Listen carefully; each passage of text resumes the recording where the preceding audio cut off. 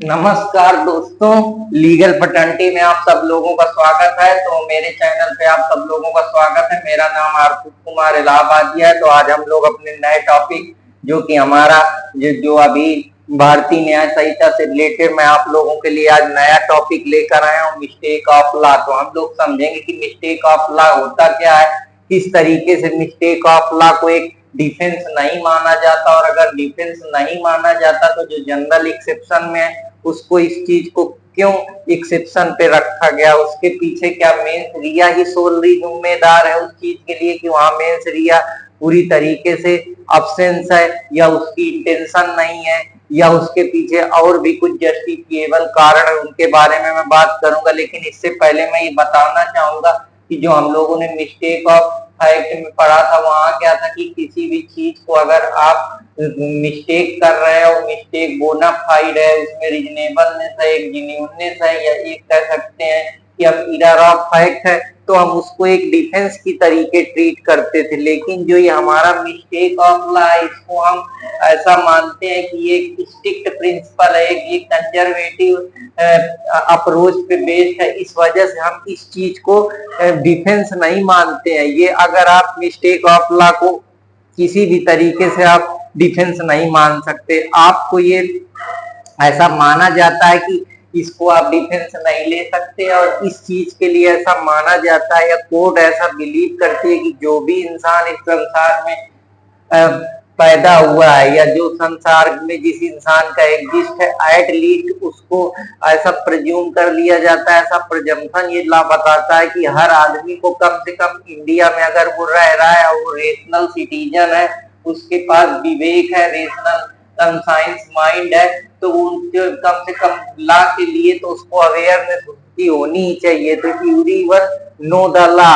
ऐसा मानना है हमारे लेजिस्लेचर का, इसके पीछे इंटेंट है, उनका लॉजिक है। तो ये एक तरीके से कंजर्वेटिव अप्रोच की बात करता है कि जो अप्रोच है वो किसी भी प्रकार की रियायत नहीं दे रहा है, या किसी प्रकार के लिबरल या हम कह सकते हैं फ्लेक्सिबल अप्रोच नहीं अपना रहा है, वो पूरी तरीके से स्ट्रिक्ट प्रोविजन कर रहा है। अगर आप इसका एक तरीके से इंटरप्रिटेशन देखेंगे तो वो स्ट्रिक्ट इंटरप्रिटेशन होगा कि हाँ आपको बाउंड है, आप ये करने के लिए कि मतलब आपको ला जानना है कि उस कंट्री का तो जानना है, उसके लिए आप ये नहीं कह सकते कि यार जैसे मैं हूँ, अब मैंने किसी को जाके मान लीजिए गया और मैं किसी के घर में चोरी कर लिया, मैं बाद में ये कह दूं कि मैं तो ये जानता ही नहीं कि चोरी करना अपराध है, या मैंने कहीं किसी के यहाँ गया मैंने मर्डर कर दिया, बाद में मैं कह दूं कि भैया हम तो मर्डर के बारे में हमको पता ही नहीं था कि ये अपराध होता है। तो इस तरीके से हम उस पर पूरी तरीके से ये हमारा जो डिफेंस है, जो हम बचाव चाह रहे हैं, जो अपने तर्क रख रहे हैं, वो इनवैलिड करार दे दिए जाएंगे, और हमको उसके लिए उतनी ही सजा मिलेगी जितना उस पर्टिकुलर ऑफेंस के लिए सजा हमारे पीनल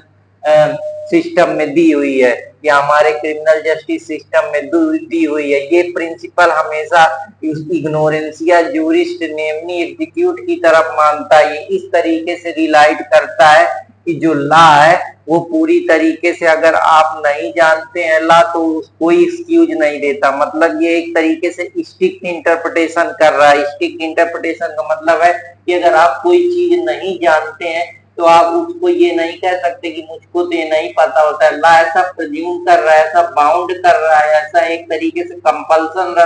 लगा रहा है, फ्लेक्सिबिलिटी ना के बराबर दे रहा है, एक स्ट्रिक्ट कंप्लायंस उस चीज का कर रहा है, और कह रहा है कि अगर आप लॉ नहीं जानते हैं तो इसके हम जिम्मेदार नहीं है। आप एक नागरिक है, एक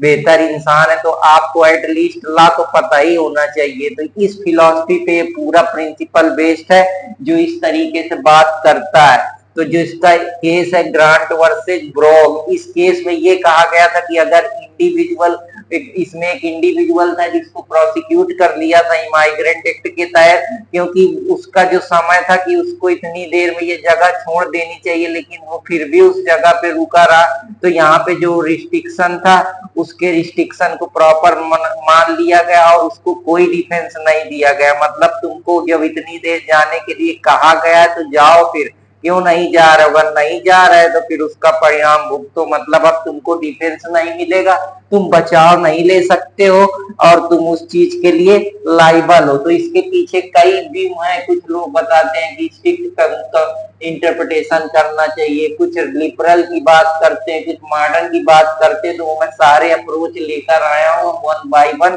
समझेंगे उनको। लेकिन कुछ ऐसे सरकमस्टेंसेज है जहां हम लीगल लॉ के भी उसमें हम एक्सेप्शन ग्रांट कर सकते हैं। लीगल अगर ये कब संभव हो सकता है? जब कोई खुद से ही किसी एक्ट में कोई पार्ट में लीगल एरर हो, कोई उसका सही से इंटरप्रिटेशन ना हो या प्रॉपर तरीके से वो कहीं दूसरे लॉ के साथ इन कॉन्फ्लिक्ट कर रहा हो या इन कंप्लायंस उसका बेहतर तरीके से ना हो, तो उस चीज पे हम लीगल एरर के तौर पे एक डिफेंस ले सकते हैं। दूसरी बात, अगर वो जो लेजिस्लेचर बनाया गया है, लेजिस्लेचर के द्वारा या जो भी लेजिस्लेचर की इंटेंट है, वो अभी एक्चुअली चीज पब्लिक के लिए नहीं बनी है, उसका बस इम्पैक्ट इंडिविजुअल तक है या वो पर्सनल उसके लिए बनी, तो हम वहां पे एक्सेप्शन ले सकते, क्योंकि अभी इसको पब्लिक में इंक्लूड नहीं किया गया। इस वजह से अभी इसकी यूटिलिटी ज्यादा बेहतर नहीं है या ज्यादा इसका इम्पैक्ट नहीं है, और ये इसकी जो कॉन्स्टिट्यूशनलिटी है अभी वो प्रॉपर तरीके से रीजनेबलनेस में नहीं है। तो इस वजह से हम ये भी एक डिफेंस ले सकते हैं। तीसरा, अगर कोई लॉ है जो पहले लॉ था, बाद में उसको अनकॉन्स्टिट्यूशनल डिक्लेयर कर दिया जाए, जैसे एडल्ट्री था। अब एडल्ट्री में अब कोई आदमी एडल्ट्री कर देता तो पहले अब ये नहीं कह सकता था कि यार मैं एडल्ट्री कर दिया तो मैं इसके लिए जिम्मेदार नहीं। लेकिन अगर अब कोई इंसान एडल्ट्री करता है तो वो उस लॉ के तहत एग्जेम्पशन ले सकता है, बच सकता है, क्योंकि अब जो एडल्ट्री है वो एक तरीके से डिक्रिमिनाइज हो गया है। मतलब अब उसमें पीनल कॉन्सिक्वेंसेस नहीं है, क्योंकि समाज के हिसाब से चीजें चेंज होती रहती हैं, जो डायनेमिक्स है वो बदलते रहते हैं। लोगों की सेक्सुअलिटी टेस्ट प्रेफरेंस में चेंज आया है, वैसे लोगों की सेक्सुअल ओरिएंटेशन पे, सेक्सुअल बिहेवियर पे चेंज आया है। उस बिहेवियर की वजह से जो लॉ है, जो जोसेफ साइन का, वो हम कह सकते हैं कि अब कॉन्स्टिट्यूशनल करार दिया जा सकता है। लेकिन अगर लॉ पहले रिलाइड लॉ था, लेकिन बाद में अगर वो अनकॉन्स्टिट्यूशनल डिक्लेयर कर दिया गया या अनलॉफुल डिक्लेयर कर दिया गया लेटर स्टेज में, तो हम वहां पे डिफेंस ले सकते हैं, क्योंकि अब वो कानून की नजर में अपराध की श्रेणी में नहीं आ रहा है। तो इसके पीछे ये कारण है। तो आशा करता हूँ कि आप लोगों को पसंद आया होगा। तीसरी बात की वो सोलली रिलाई कर रहा हो कोर्ट की रूलिंग पे। मान लो कोई ऐसा एक्ट है जिसमें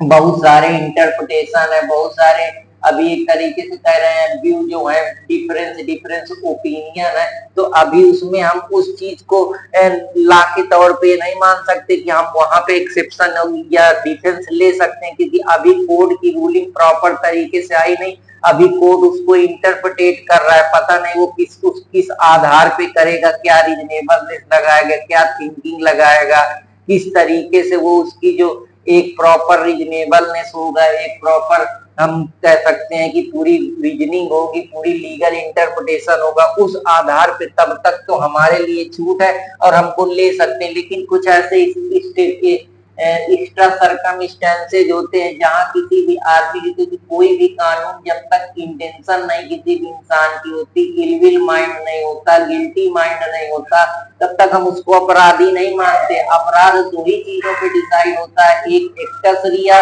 मतलब कि आपका एक फिजिकल एक्ट, और एक आपका मेंटल एक्ट। जब दोनों चीजों की पूरी एक कड़ी बन जाती है, तब हम कहते हैं कि वो एक्ट एक्चुअली में क्राइम की कैटेगरी में आता है। लेकिन कुछ एक्सेप्शन है जहां पे मेंस रिया या कुछ ऐसे सरकमस्टेंसेज हैं, या हम कह सकते हैं जैसे हमारे रीजनेबल रिस्ट्रिक्शन, जैसे रीजनेबल क्लासिफिकेशन हम करते हैं। तो वो किड, अब जैसे किड में क्या है, डोलिन का फैक्ट बताता है कि जो बच्चे होते हैं वो 7 साल या 12 साल तक का बच्चा वो क्राइम नहीं कर सकता है, क्योंकि उसका जो रीजनेबल अंडरस्टैंडिंग होती है, माइंड की सोचने की समस्या होती है, वो अभी उतना रेशनल तरीके से नहीं सोच पा रहा। तो इसका मतलब उसकी कहीं ना कहीं इंटेंशन जो है वो प्रॉपर नहीं है, या उसके दिमाग में भी इलविल जैसे थॉट्स नहीं है। तो इस वजह से किड्स भी यहाँ पे ले सकता है डिफेंस। अगर कोई लुनाटिक है, मान लो आपका माइंड नहीं काम कर रहा, आपको साइकोपैथिक डिसऑर्डर है या सिजोफ्रेनिया है या आपके कोई न्यूरॉन्स जो माइंड के हैं वो प्रॉपर नहीं काम कर रहे, आप मैड हैं, आपको पागल हो गए, आपका दिमाग काम नहीं कर रहा, आप कुछ भी, बट आप यही नहीं जान रहे कि जो कर रहे हैं वो एक्चुअली में ला उसको मना करता है, या आप जो एक्ट कर रहे हैं आपको पता ही नहीं कि ये एक्ट जो कर रहे हैं आपके बिना बिल के हो रहा है। तो ये सारी चीजों में भी आप डिफेंस ले सकते हैं। तो ये किड्स लूनाटिक मैड पर्सन, क्योंकि इसमें जो इंटेंशन है या मेंस रिया है वो अब्सेंस है। तो आशा करता हूं कि आप लोगों को समझ में आएगा। अगर समझ में आए तो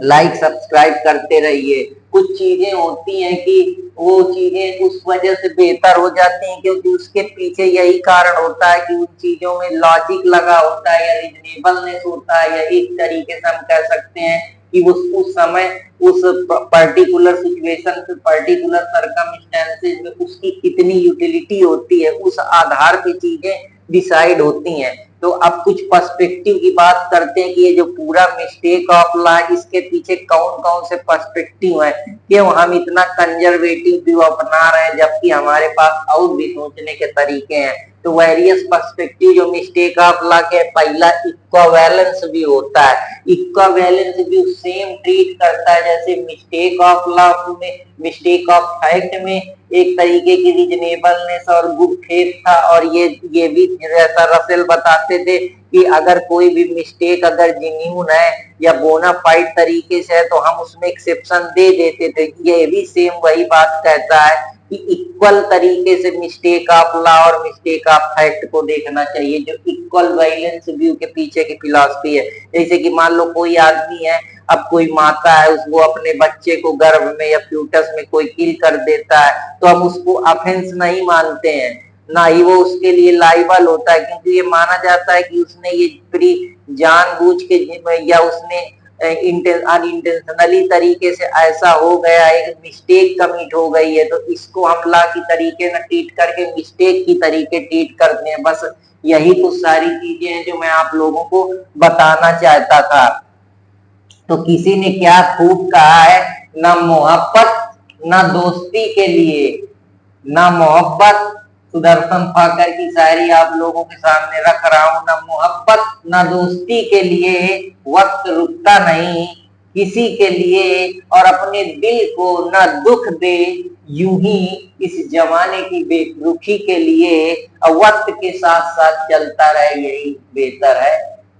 आदमी के लिए। तो दोस्तों वक्त के साथ साथ चलते रहिए। ला अगर कह रहा है तो आप ला को जानिए, बाद में ये ना हो कि नहीं तो फिर आपको दिक्कत होगी, आप दुखी होंगे, परेशान होंगे, फिर आपको यही शायरी याद आएगी। तो आशा करता हूं कि आप लोगों को पसंद आएगा। अगर पसंद आए तो कृपया मेरे चैनल को लाइक सब्सक्राइब कमेंट शेयर करना ना भूलें, और लोगों को आशीर्वाद देते रहे, लोगों को बताते रहे, शेयर करते रहे, और मुझको खूब सारा ढेर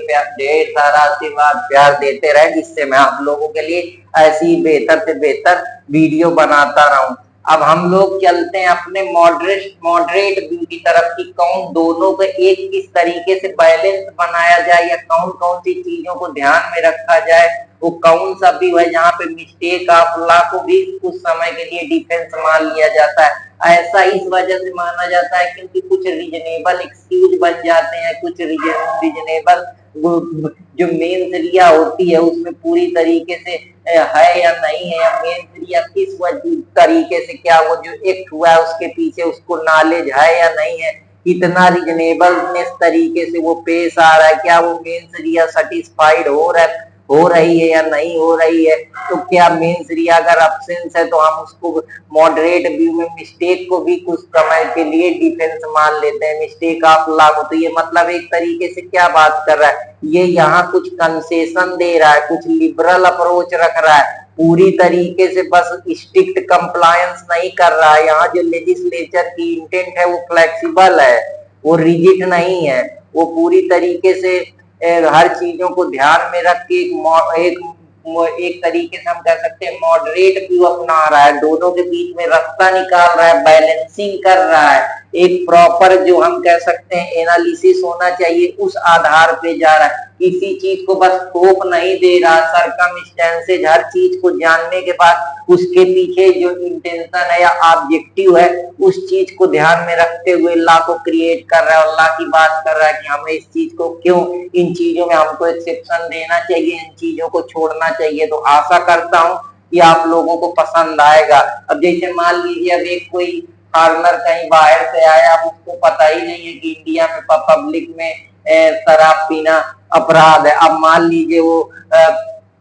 सोच रहा है कि मेरी कंट्री में तो ये अपराध नहीं, तो वो उसी तरीके यहाँ भी करने लगा। तो ये क्या है, ये बता रहा है कि उस कंट्री में उसका प्रजम्पशन ऐसा है कि हमारे यहाँ ये चीज नहीं, तो मतलब बाहर भी ये नहीं होगी, कुछ रीजनेबलनेस होगा। लेकिन जब वो यहाँ आता है उसको पता चलता है कि यहाँ तो ये अपराध की श्रेणी में आता है, तो हम यहाँ एक मॉडरेट व्यू लगाएंगे, एक रीजनेबलनेस लगाएंगे, एक जो प्रिंसिपल ऑफ रीजनेबलनेस है पब्लिक पॉलिसी की जो एक तरीके से बात है, उसको हम यूज करते हुए एक रीजनेबल कंसाइंस माइंड का यूज करते हुए एक प्रॉपर लॉजिक और रीजनिंग और इंटरप्रिटेशन के जरिए हम इस तक पहुंचेंगे कि चलिए उसने ये चीज, उसकी जो इंटेंशन है वो बेहतर है, वो उसने इस एक्ट को अनलॉफुली या इलविल या रैश मोटिव के साथ नहीं किया, जो हम रिलेवेंसी में पढ़ते हैं कि रिलेवेंसी में कौन कौन से फैक्ट रिलेवेंट होते हैं, किसी भी काज या इफेक्ट हो गया, मोटिव हो गया, प्रिपरेशन हो गया, कंडक्ट हो गया। तो इसका कंडक्ट जो यहाँ पे वो प्रॉपर दिख रहा है, इस वजह से हम मॉडरेट व्यू के तहत उसको डिफेंस दे देंगे और उस चीज के लिए लायबल नहीं होगा। लेकिन मान लीजिए हम इसी में सेकेंड केस लेते हैं। अब सेकेंड केस में हम पता है उसको कि गन रखना इंडिया में अपराध है बिना लाइसेंस के, और वो जानते हुए फिर भी वो गन को रख रहा है। तो ये क्या दर्शा रहा है कि वो ये जानबूझकर इंटेंशनली कर रहा है, जो उसका कंडक्ट है वो प्रॉपर नहीं है, वो इनप्रॉपर है, उसके दिमाग में इलविल मोटिव भरा हुआ है, या जो उसका माइंड का जो इंटेंशन है वो क्लियर कट है कि मुझको कोई फर्क नहीं पड़ता, मैं तो वही करूंगा। मतलब एक स्ट्रिक्ट कंप्लायंस की यहाँ जरूरत है, क्योंकि यहाँ जो बिहेवियर दिख रहा है एक्यूज का, या हम कह सकते हैं जो भी अपराधी है, वो पूरी तरीके से उसका कंडक्ट प्रॉपर नहीं है। तो इस कंडक्ट की वजह से हमको इस तरीके से इसका अप्लायंस या स्ट्रिक्ट एप्लीकेशन करना पड़ेगा। तो आशा करता हूं कि आप लोगों को समझ में आएगा। तो अब हम लोग चलते हैं लास्ट अपने आज के उस पे लिबरल व्यू ये बताता है कि हमको हर चीज को प्रॉपर फैक्ट को एनालिसिस करना है, प्रिंसिपल ऑफ रीजनेबलनेस का, प्रिंसिपल ऑफ नेचुरल जस्टिस का, और जो रिलेवेंसी है उसके अगल बगल के फैक्ट एंड सर्कमस्टेंसेज है, या जो भी इशू है उसको की एक प्रॉपर अंडरस्टैंडिंग के साथ, एक रेशनल माइंड के साथ, एक गुड फेथ के साथ, एक प्रॉपर रीजनिंग के साथ हम उस चीज पे बढ़ेंगे जो हमारा उसके पीछे रीजनेबल एक युक्तिपूर्ण जो तर्क संगत चीजें होती हैं उनको ध्यान में रखेंगे। लिबरल का मतलब है कि हम उसको अटमोस्ट इंपॉर्टेंस देंगे, अटमोस्ट छूट देंगे, ताकि जो भी किसी भी चीज से अगर उसने एक्ट करा है तो उसके पीछे हम ये देखेंगे कि वो जो एक्ट हुआ है, पहली बात तो उसकी उसमें इंटेंशन नहीं होनी चाहिए, वो एक निगलिजेंट एक्ट होना चाहिए, और दूसरी बात कि उसमें कुछ रीजनेबलनेस के ग्राउंड ऐसे झलकने चाहिए, तभी तो हम कहेंगे कि ये मिस्टेक आपला इन ग्राउंड में ये प्रॉब्लम होने की वजह से हम इसको चलो एक लिबरल व्यू रखते हैं, या हम इसको एक तरीके से छूट देते हैं, या हम युक्तिपूर्ण तरीके से आगे बढ़ते हैं, या हम प्रॉपर जो लॉजिक है, रीजनिंग है, या प्रॉपर जो मैक्सिमम पब्लिक गुड्स के लिए फायदे में है, या जो उसका गुड फेथ है उसको ध्यान में रखते। जैसे अब डॉक्टर है, अब डॉक्टर का काम, डॉक्टर पेशेंट को कभी नुकसान थोड़े चाहता है, हमेशा अच्छा चाहता है। तो मान लो अब उसने अगर किसी पेशेंट का ऑपरेशन कर रहा है, धोखे से जो उसने रिंग उतारना भूल गया और वो सपोज वो रिंग उसके पेट पे चली गई, तब डॉक्टर ध्यान दिया, उसका पूरा इंटेंशन है कि मुझे पेशेंट को अच्छा करना है, इन केस अनरीजनेबली तरीके से या error of misconception of mind की वजह से या प्रॉपर उस चीज को ध्यान न देने की वजह से ये चीज घटित हो जाती। तो यहाँ पे तो इंटेंशन उसका गुड है, यहाँ तो जो प्रैक्टिस कर रहा है गुड फेथ में कर रहा है, तो इसके लिए वो लायबल नहीं होगा। तो हम यहाँ पे लिबरल व्यू का यूज करेंगे, मैक्सिमम से मैक्सिमम आजादी देंगे, ऑटोनॉमी देंगे, ताकि डॉक्टर और पेशेंट के बीच में ट्रस्ट केयर भी बना रहे और जो हमारी एक अथॉरिटी है वो भी बेहतर तरीके से बनी रहे और जो ये रिलेशनशिप है इनका बेहतर बने रहे, जिससे जो डॉक्टरों के प्रति एक कंपेनियनशिप या बेहतर रिलेशनशिप कैसे ये कंपैशन और हॉनेस्टी और इंटीग्रिटी इनके अंदर डाली जाए, तो ये इसी तरीके से आगे, क्योंकि जो उसका फेथ है, जो उसका उसके पीछे लॉजिक है या विश्वास है, वो यहाँ पे बैड नहीं है, वो बिल्कुल तरीके से गुड फेथ में ये काम कर रहा है। हालांकि कुछ छोटी मोटी सिली मिस्टेक की वजह से ये प्रॉब्लम अकर हो रही है, तो हम इसके लिए उसको जिम्मेदार नहीं मानेंगे। लेकिन यहीं पे हम केस मोहम्मद अली और राम स्वरूप का उठा लेते हैं। अब राम स्वरूप यहाँ पे एक हेड कांस्टेबल है। अब मान लीजिए वो जानबूझ के मोहम्मद अली को अरेस्ट करता है उसके खिलाफ, जिससे गुस्सा होके